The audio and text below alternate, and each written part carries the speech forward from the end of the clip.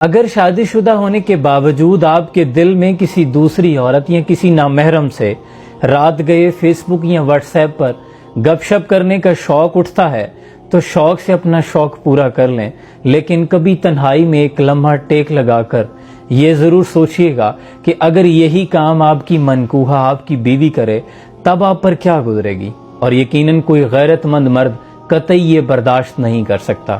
اگر برداشت نہیں ہوتا تو پھر اس شوق کو چھوڑ کر اپنے دوسرے جو اچھے شوق ہیں ان کو پالیے، کیونکہ مولانا رومی فرماتے ہیں اگر تم اپنے نفس کو خیر میں مصروف نہیں کر لیتے تو یہ تمہیں شر میں مصروف کر لے گا۔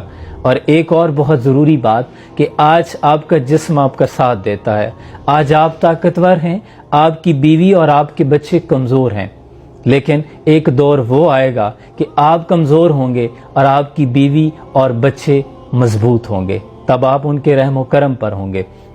اگر آج آپ نے انہیں وقت نہیں دیا، آج آپ ان کے نہیں ہوئے تو کل کو وہ آپ کے نہیں ہوں گے۔ اور گناہ میں لذت تب تک ہے جب تک یہ ہو نہیں جاتا، جب ہو جاتا ہے تو سوائے پچھتاوے کے کچھ نہیں رہتا۔ اس لیے حیا کا دامن نہ چھوڑیں اور اپنے کردار میں تعمیری اور تخلیقی کام پیدا کریں۔ اپنا بہت سا خیال رکھیے۔ جزاکم اللہ خیرہ۔